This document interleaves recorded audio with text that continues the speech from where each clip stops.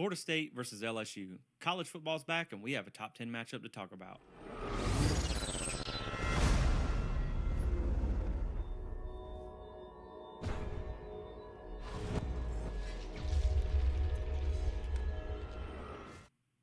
What's up, everybody? Jesse from Planting the Spear here. Thank you so much for tuning in. Excited to be back in the studio with you guys to talk about a huge matchup between Florida State and LSU. Preseason's over. It's go time.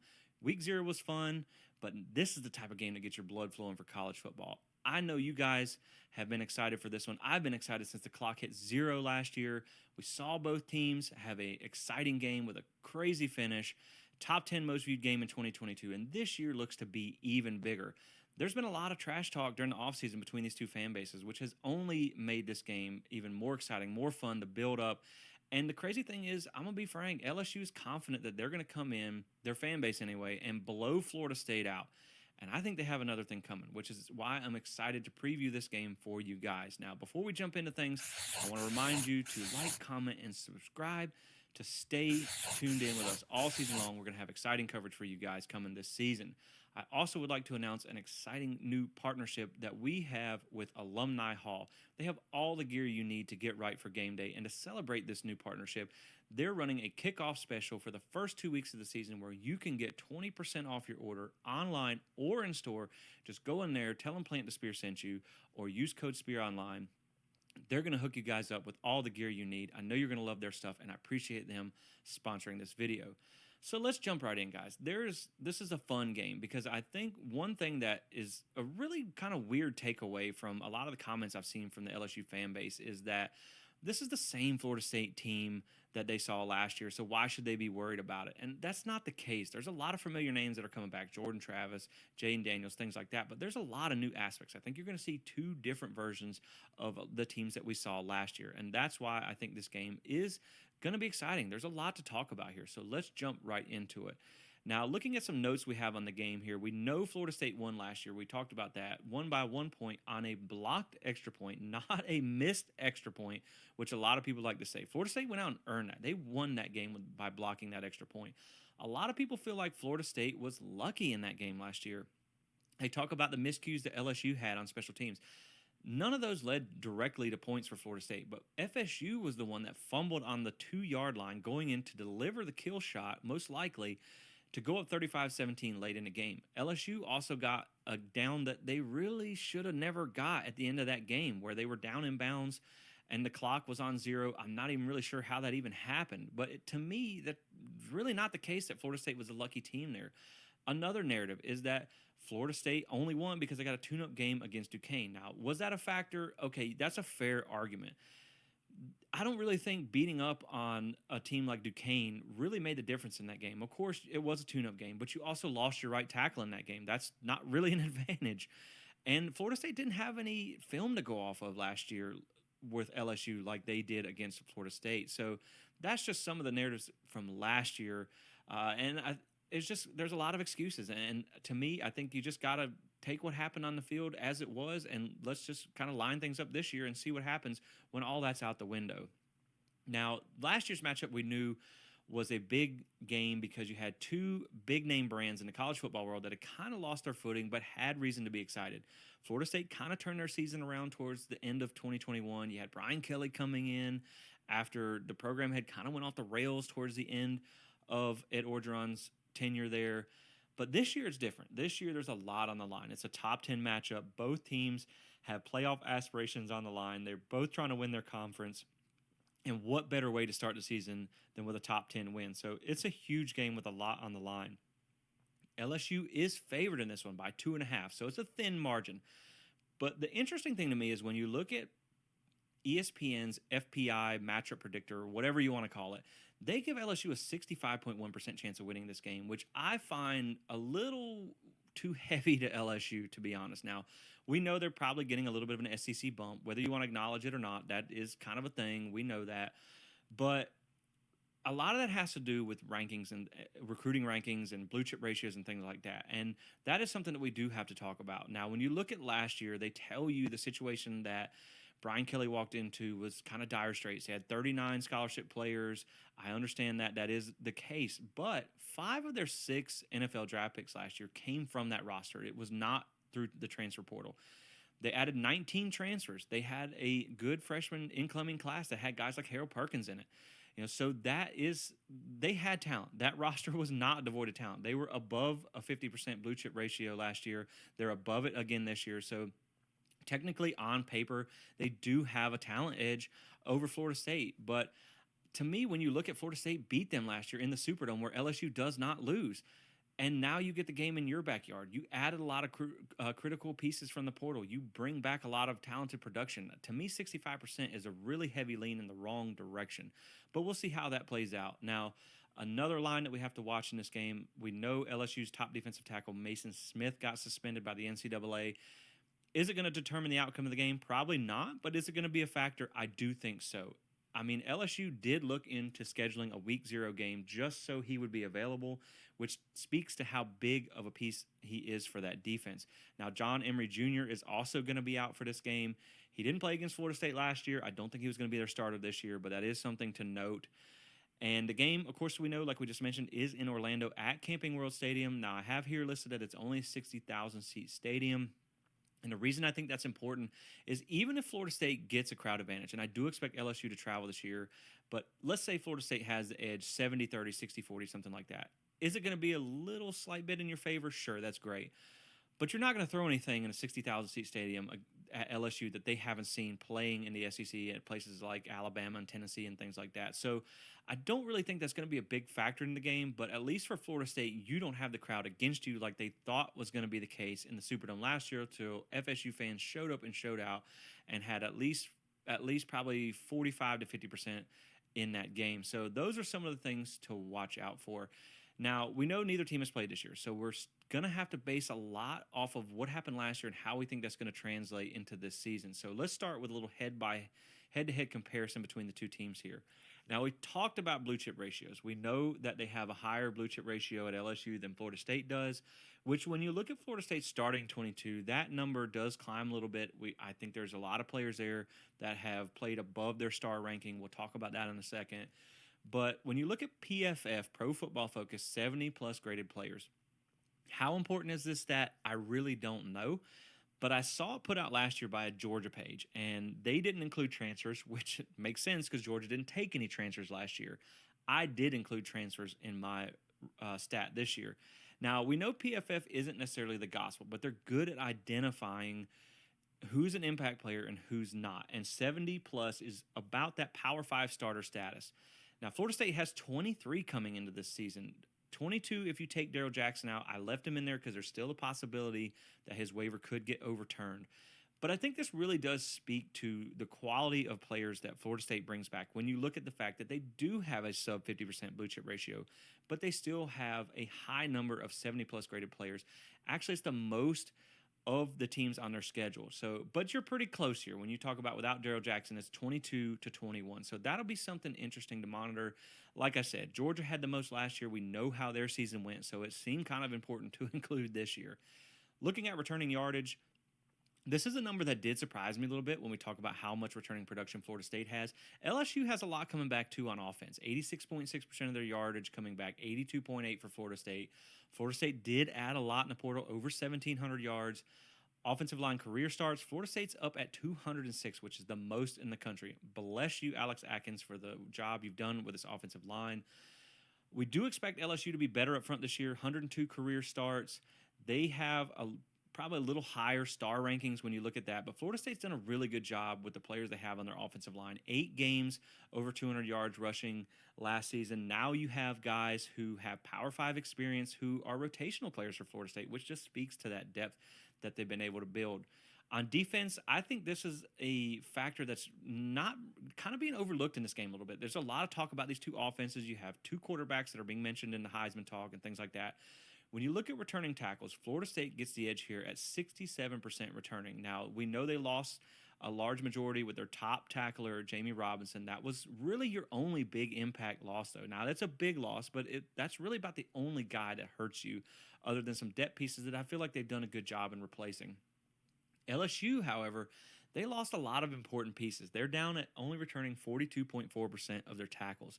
This also gets shown when you look at the big play defense up next. Now, that is sacks, interceptions, tackles for loss, things like that. Florida State brings back 78.4% compared to LSU at 52.4%.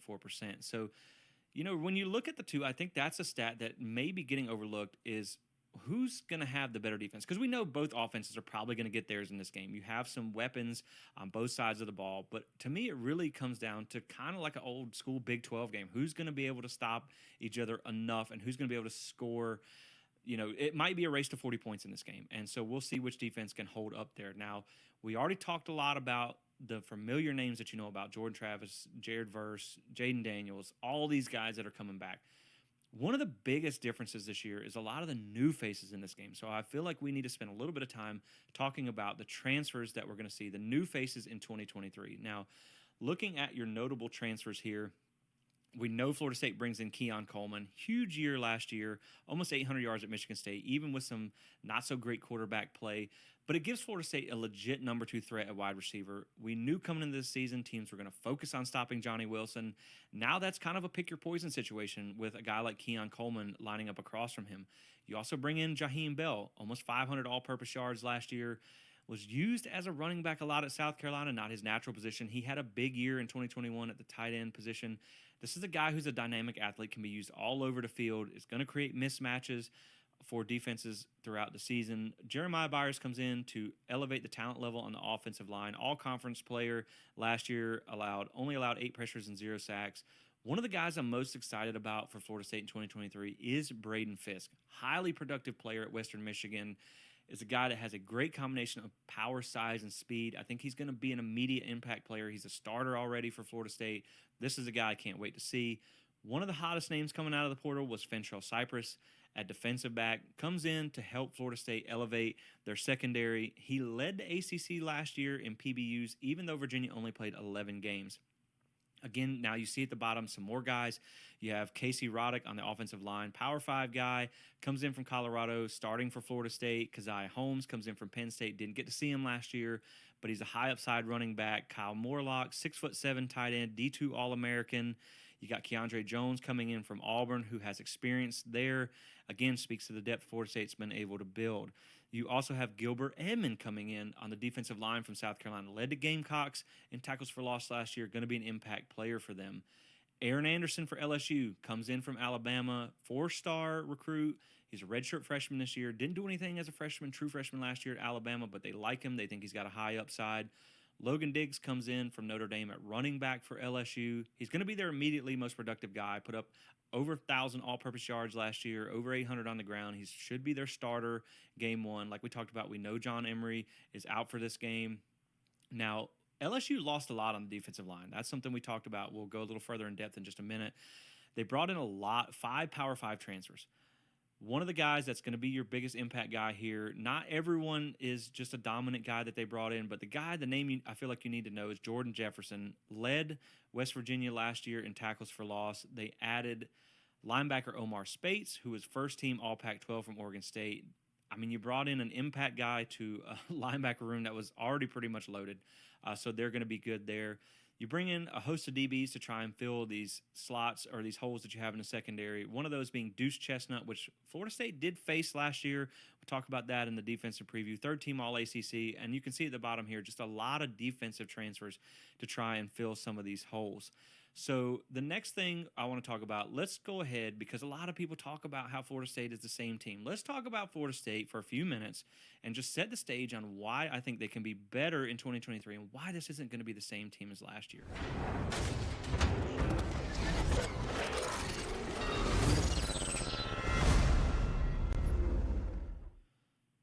So looking at Florida State in 2023, when you start at the quarterback position, keep in mind Jordan Travis had a breakout season last year, but he only had 350 passing attempts during his entire career before last season. Last year he had 353 passing attempts.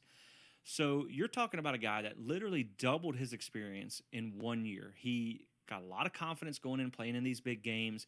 That is something, that kind of experience you can only get in a game situation. So it is not out of the realm of possibility to expect him to take another step forward this year, especially when you look at the upgraded targets he's had, which is the next thing to talk about.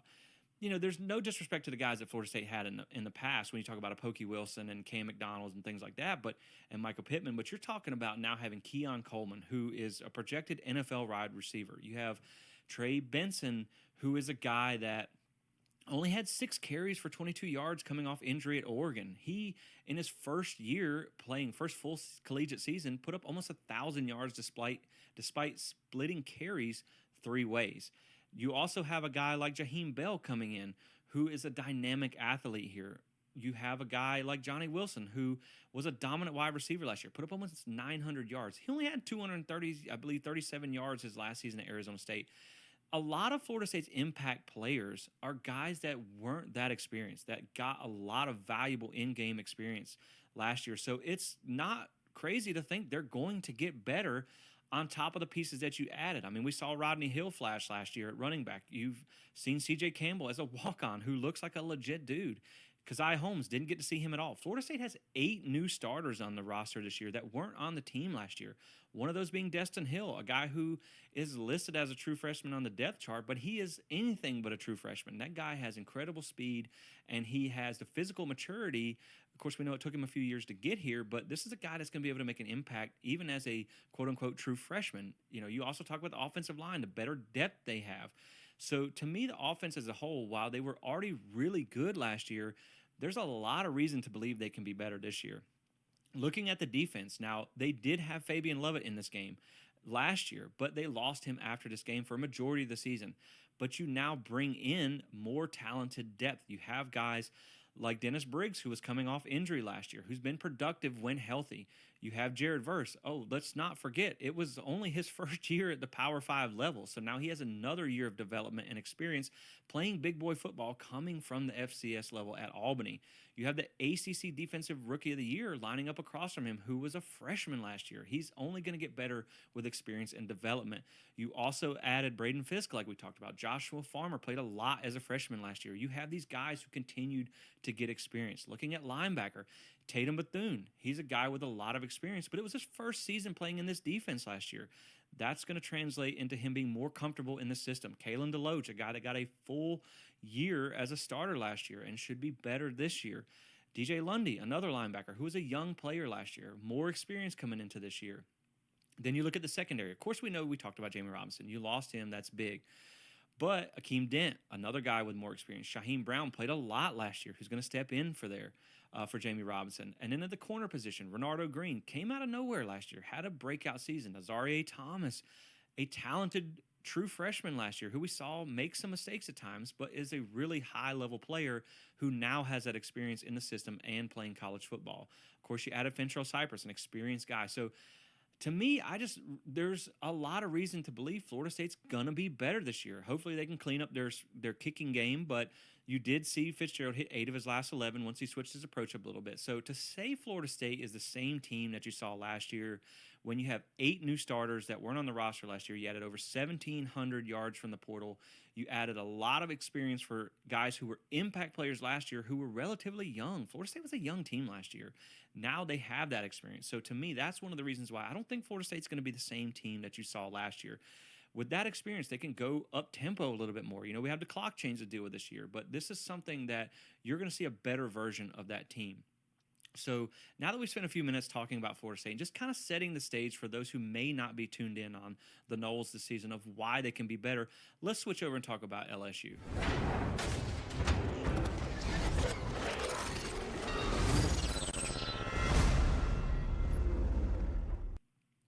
So talking about LSU in 2023, I first want to step back to 2022.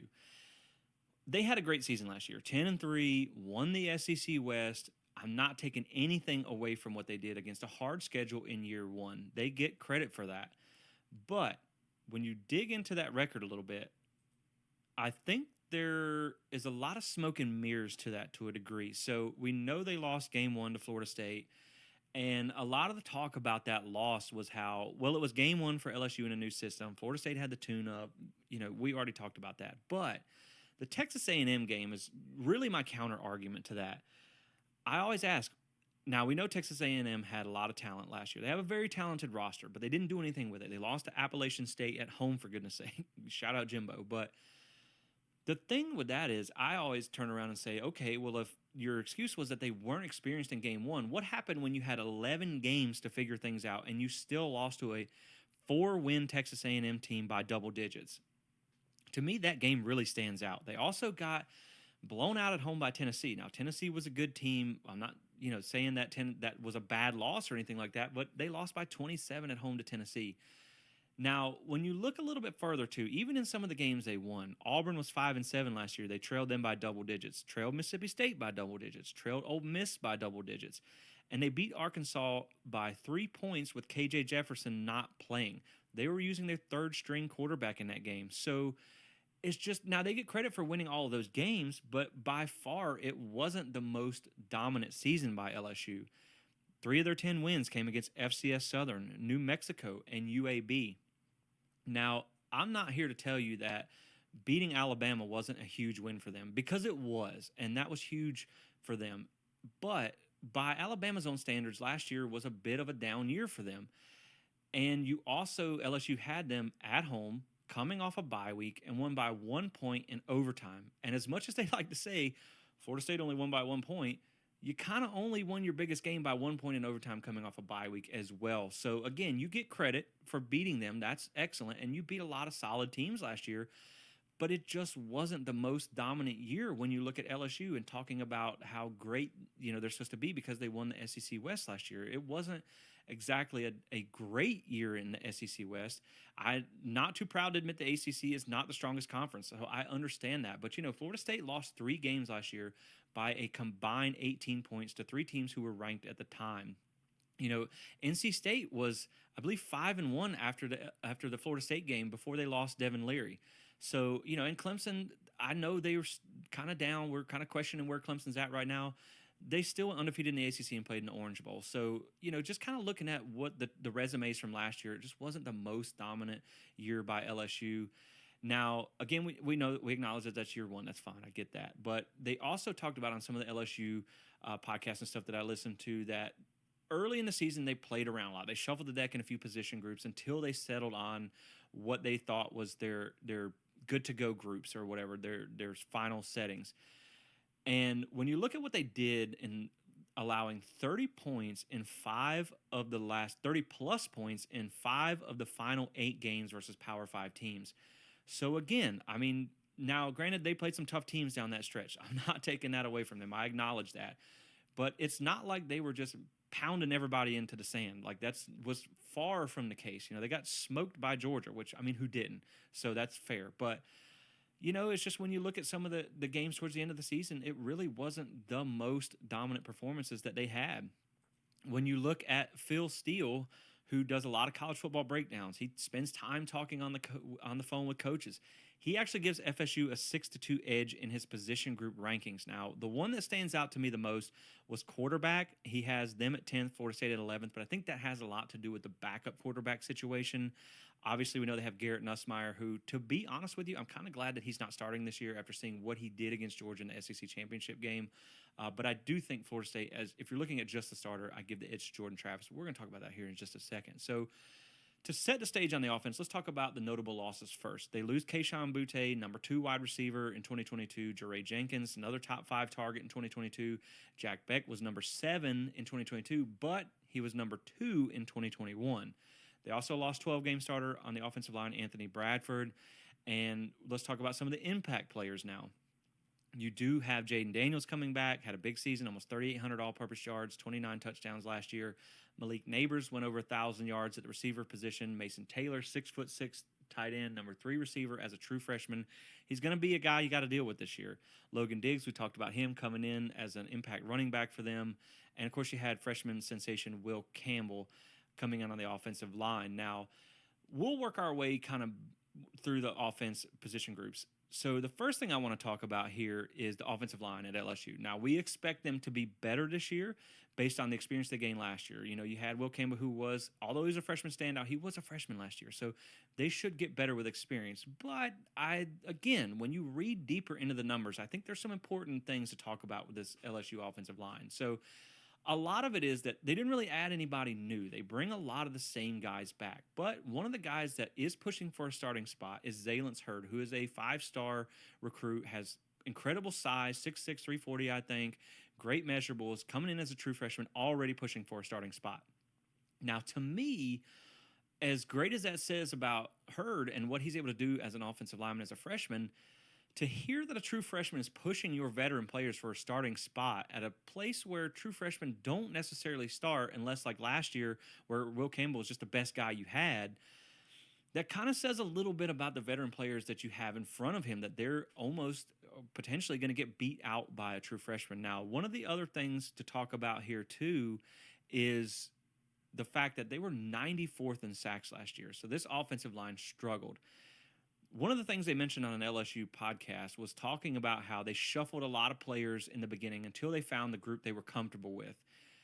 But what I find interesting is when you look at games in the second half of the season, Jaden Daniels was sacked 4 times against Ole Miss, 6 times against Alabama, and 7 times against Arkansas. And all those games were in the later half of the season. So how much better did they really get if they're still giving up those huge sack numbers that late in the season? Now, that could have a lot to do with Jaden Daniels, not throwing the ball soon enough or whatever the case was there. I didn't watch every LSU game last year. But even with a mobile quarterback, you're getting sacked 4, 6, and 7 times a game here, which is crazy. And Florida State had 4 sacks against them last year. They had success against this offensive line last year, and they should have a better defensive line to go up against them again this year. So to me, while LSU's line should be better, I don't think it's some kind of impenetrable wall that you just can't get through, you can't have any success against. Now, looking at the running back position, we talked about this a little bit here. You have a group of guys. They have, I think they said it was like 8 guys who can contribute, 7 if you take out John Emery. But none of them are really game breakers. And I do have a stat here for you where, looking at the backs last year, Jaden Daniels actually led LSU in rushing yards with 885 last year. So he is their main running threat. The rest of the running back room put up 1,564 combined yards. For reference, Florida State backs put up 2,283 yards last season, with Jordan Travis adding another 417 yards. So it's a group of solid guys, but no real game changer type of running backs. And can Logan Diggs be that guy for them? That remains to be seen. But again, he is going to give that running back room a boost. He's going to be the one guy that you kind of really need to watch there. Now, looking at wide receiver, we talked about Malik Neighbors. Had a breakout season last year, over 1,000 receiving yards. They've said he's gotten even better coming into this year with the more experience, got more timing practice in with Jaden Daniels, so that should help there too. But the issue that arises with LSU's receiving core is who's going to step up and be wide receiver number 2.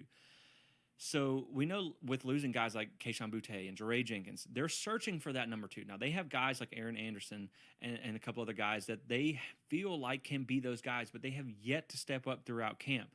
And like with the situation we discussed with Johnny Wilson and Keon Coleman, you kind of can't shade that extra coverage towards Johnny Wilson and leave Keon Coleman in one-on-one, because that's a mismatch. You might be able to do that against Malik Neighbors if they don't have somebody step up. Now, granted, we could see someone step up in game 1. It still remains to be seen. But like I said, throughout camp so far, they are still searching for that wide receiver number 2. So you may be able to shade a little protection or a little extra coverage towards Malik Neighbors to try and stop them.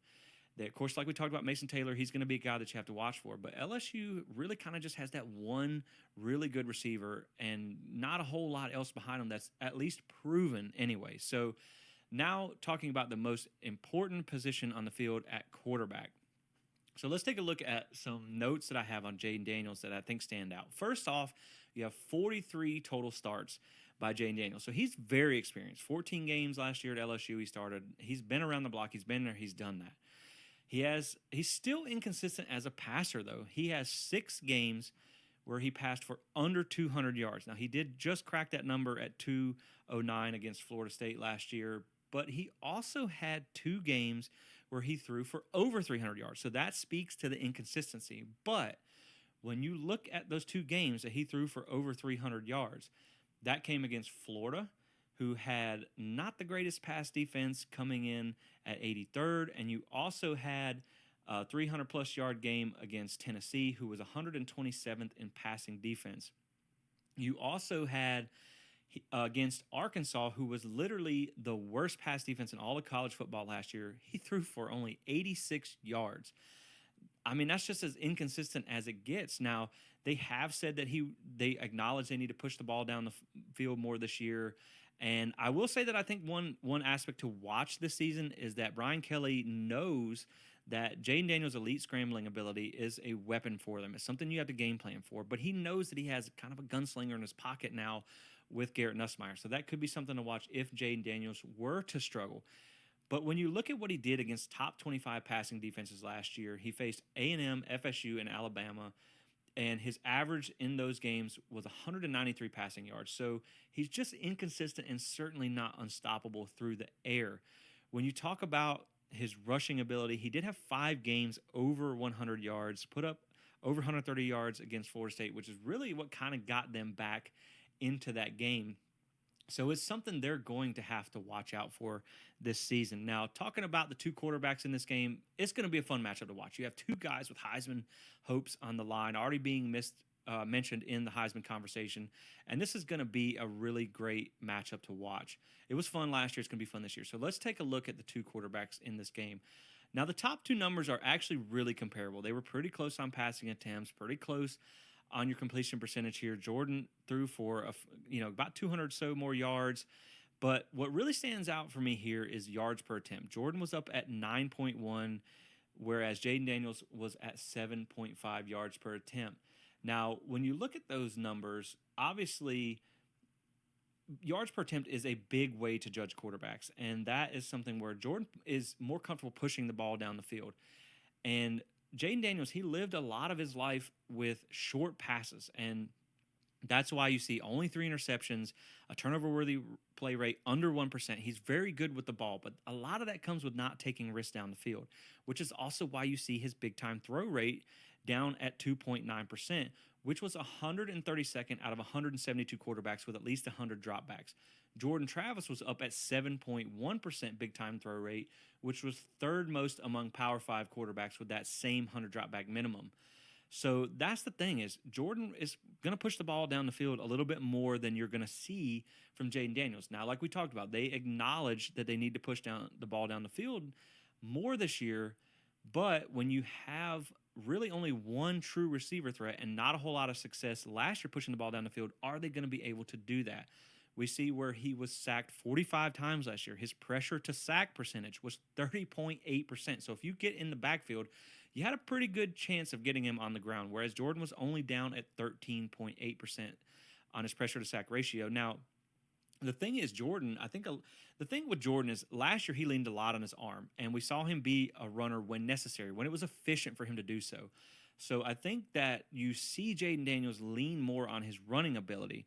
So when we look real quick at our downfield passing chart here, you can see where Jaden Daniels, 63.1% of his passing attempts were under 10 yards last season, which has a lot to do, like we talked about, with that low number of interceptions, that low turnover-worthy play rate, when you're just kind of dumping it off to a lot of talented players like Jeray Jenkins, like Kayshon Boutte, like Malik Neighbors, who are able to get the ball in their hands and make things happen. But they didn't really push the ball down the field a whole lot, just over 10%. Whereas you see Jordan lived a lot of his life from that mid-range to downfield passing, and they had a lot of success with that last year. And that also, you have to keep in mind, you now have Johnny Wilson and Keon Coleman, who were both top 20 in deep targets last year in their receiving grades per PFF. So that is something to keep in mind here, where is LSU going to be able to push that ball down the field more? Are they going to have the receiver targets to be able to kind of dink and dunk you? Do they have the talent there to be able to do that? And that's, I think, one thing that is really going to be something to watch for LSU in this game. Another thing that we already talked about, that's a big factor in this game, is Jaden Daniels' running ability. We talked about the numbers, but look at the scrambling stats here. You have sack-adjusted yards per PFF coming in at 1,079 yards. Of those, almost 62% came in scrambles. 668 yards compared to 411 or 38.1% in designed runs. So a big part of their offense is him just kind of playing backyard ball and running around. And that's just kind of how they lived on offense last year. So teams know that now. Now, you can spy him all you want. He's an incredible scrambler. That doesn't mean you're going to be able to stop him. But if you can contain him and make him beat you with his arm, like we talked about, are they going to be able to dink and dunk you, losing a lot of their top targets? Are they going to be able to push that ball down the field with only really one dominant wide receiver that they have? So that remains to be seen, but you do have to be aware of that scrambling ability.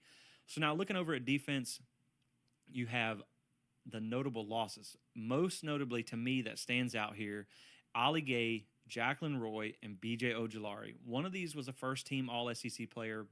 You got three guys who started a lot of games for them last year, some of their most dominant players. And I just feel like, especially with Mason Smith being out, the defensive line this year is not going to be as good as it was last year with those guys. I mean, Ali Gay was massive, and Ojolari was a first-team All-SEC player. Those are hard guys to replace, and they brought in a lot of transfers, but are those going to be guys that can play at this level? That remains to be seen. You lose a 30-game starter at linebacker. Now we feel plenty fine about who they brought in at linebacker to replace him, but you also lost 39 combined starts in the secondary for LSU, and we've heard come out of their camp reports that their secondary is in a bit of shambles. I mean, you had Denver Harris come in as a 5-star transfer. They were kind of banking on him being their guy, and it just kind of hasn't panned out. He got time away from the team. They've said that he's been running with the 2s and 3s. So with that transfer not working out, it kind of leaves some question marks. You had J.K. Johnson come in from Ohio State. He got injured in preseason. He's not going to be available for them. You have Zy Alexander, who was a FCS All-American, but not everybody is Jared Verse. Not everybody can translate to the Power 5 level. He comes in from Southeast Louisiana. Is he going to be a guy that's going to be up for the challenge? They said he's done well against neighbors in practice. He's a guy that gets himself in position a lot. But, it really just kind of remains to be seen if this is a guy that's going to be able to really step up and fill the hole that they need. Of course, you have Deuce Chestnut that came in. And last year when he faced FSU, he allowed a 83.3% completion percentage for 28 yards and 2 touchdowns. So, you don't necessarily feel like you can't have success against him as well. So to me, when you look, and to be perfectly honest, to be fair, I'm not calling LSU secondary trash. I'm not saying that. They have guys out there who, were all ACC players, who were FCS All-Americans. You have those type of guys, but one thing that I think was a factor last year was it was game one with a lot of new faces in the secondary that had to get up to speed together. That is something that's going to be the case again this year. A lot of new faces that have to get up to speed quickly. And, the talent level, it's still questionable there in their secondary. And that makes you excited when you see a team like Florida State that can spread you out with so many targets in the pass game. This, I think, is going to be one of the biggest differences in the game. So real quick, let's talk about their impact players. You have Mekhi Wingo on the defensive line. He's going to be the guy that you really got to watch there. 4th-team All-American last year. You have Harold Perkins, who is the guy on this defense. This is the one they push all their chips in on being their dominant player. He was All-SEC last year, had a breakout season as a true freshman. The thing about Harold Perkins that I find interesting here, they even said that they were still trying to figure out how to use him last year. He did a lot in the pass rush game, and I think one interesting point to bring up here. Now, he didn't play in the FSU game, so they're going to say that this is a guy that wasn't even discovered yet. And he's a great player. He's going to get his throughout the game. You have to game plan for a guy like Harold Perkins. He's like we heard Brian Kelly talk about Jared Verse. He's a game wrecker. You have to game plan for them. But Florida State has enough weapons that they can spread you out and almost kind of shade him out of the game to a degree. Now, when you talk about his rushing ability, also acknowledging that they don't have Mason Smith in this game, you may need to devote him to the pass rush to be able to get pressure on Jordan Travis, or at least spy him a lot, which I hope they do, because Jaheim Bell is going to be a mismatch for most linebackers. So you're going to want your best guy on him. And if you don't have him there, that can create a mismatch. But one thing I want to bring up about Harold Perkins and his rushing ability. So one of the big things that they talked about last year was he had 4 sacks in one game, which tied the school record. Now, that was against Arkansas, who did not have KJ Jefferson and was on their 3rd-string quarterback. So if KJ Jefferson's in there, I don't know that you sack him 4 times. That 3rd-string quarterback was probably had a lot of deer in the headlights moments. He had 1 sack the rest of the season in 4 games. He had 0 sacks in 3 of those games, and the lone sack that he had the rest of the season came against Purdue, who also had a backup quarterback. He had over a 25% missed tackle percentage in 6 of the 12 games he appeared in. So, again, I'm not saying he's a bad player. He's a impact player who's going to be an all-SEC type guy. He's going to be an impact player. He's going to get his. But, when you look a little bit deeper in there, I don't think that having one guy who had a great year as a freshman is necessarily reason to think you're just going to shut an offense like Florida State's down. I don't think that's going to be the case. They even said they're still trying to figure out how to use him. Like we said, if you want to put him out in pass coverage because he's your best, most athletic linebacker, you still got Jordan Travis back there who can run the ball with the best of them. You still have a lot of these targets where, talking about the linebacker position where they have a guy like Harold Perkins, Greg Penn, and you also have Omar Speights coming in. They have a really dominant linebacker group. But one of the things we mentioned in the FSU season preview is that with the way the game's played now and a lot of the 4-2-5 defenses, which is what LSU runs as well, linebacker is becoming one of those where they don't impact the game quite as much. Maybe if, like I said with Florida State, I said our linebackers are good college football players. They're not a weakness, but they may not be like your quote-unquote strength of the defense. But if I had to live with one group on the defense, position group being average, it's probably linebacker. You would rather have a dominant defensive line, and you would rather have a shutdown secondary than a great linebacker group, which is kind of where LSU finds themselves.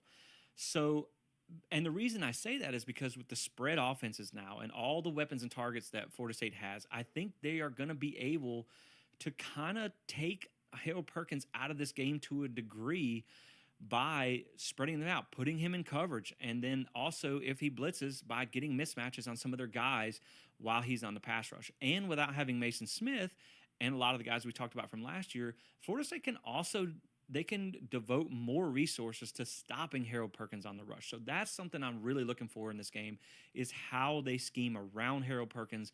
And with all those targets, I feel like they have the pieces to do it. But like I said, he's going to have an impact on the game. I acknowledge that fully. I just do think the secondary in this game and, the lack of a lot of the dominant guys that we saw on the defensive line, I think that's going to be a big factor in this game. I just really do think when you look at the matchups in this game, obviously on paper, you want to give an edge to LSU because of their blue chip ratio. But I think a lot of this game comes down to matchups, and I like where Florida State matches up against them. I think you have a much better defensive line this year with your depth and the pieces you can bring in off the bench versus an offensive line that should be better but maybe isn't a dominant group outside of one or two guys. I think you have the edge at quarterback here. I think you have an obvious advantage at wide receiver. And when you look over at the other side of the ball, I mean, it's just their secondary is kind of in shambles a little bit that they're going to have to figure out on the fly. I think when you look at the matchups, I really do like Florida State in this game. I think you get them in Orlando. I think you get them in your backyard. I think the moment's not going to be too big for you because you went into the Superdome last year and you beat them. And while you can make any excuse under the sun why FSU did win that game, it was huge for their confidence and for their psyche to be able to do that, to be able to go in and win that game. So before we make a pick, I'm super excited about this game. I'm super hyped about this game. But I want to get you guys hyped as well. So I'm going to play you a little 1-minute hype video I made for this game, and I hope that on the other side of this, you guys are just about to come through the screen. So let's take a look. Capacity of 65,000 fans, bar none. I don't think we got an empty seat in the house.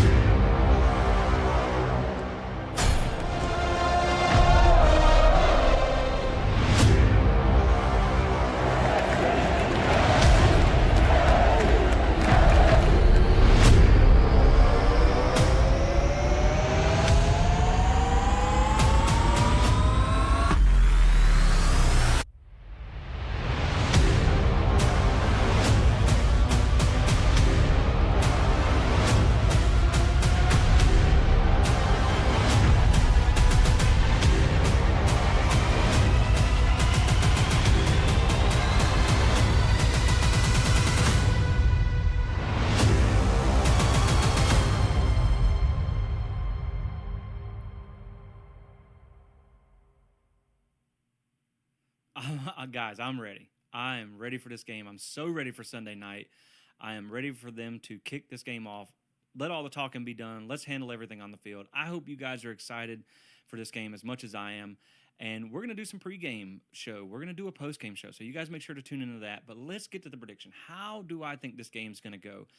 Well, I do think it's going to be a little bit more high scoring this year. I think that you're going to have an offense for LSU that's a little bit more on the same page, so they may be able to produce a little bit more. I think Florida State's just got a better offense this year. So I think you are going to have a little bit more high scoring game in this one. But I have Florida State taking the victory again in round 2, something like 34-27. And I think it's just the FSU offense and the experience that prevails in this one. Again, we talked about the production they're bringing back, the quality of players, the experience they have in these types of big games. I'm not saying LSU's a bad team. I think they might be a smidge overhyped for 2023, but I just think Florida State is going to be able to get this one. I predicted them to upset LSU in the Superdome last year. I'm taking the Noles again this year. So for me, I think it comes down to Florida State getting a big top 10 win to start the season with that high-powered offense and with a defense that has added some crucial pieces that they needed. So with that, guys, I'm going to take Florida State to get it done in this one. I can't wait for this game to kick off. This is just going to be such a huge matchup, and I hope you guys enjoy this video. I hope you tune back in to the pregame show, the postgame show. I can't wait to talk about this with you guys. So until then, we'll see you on the other side. Go Noles.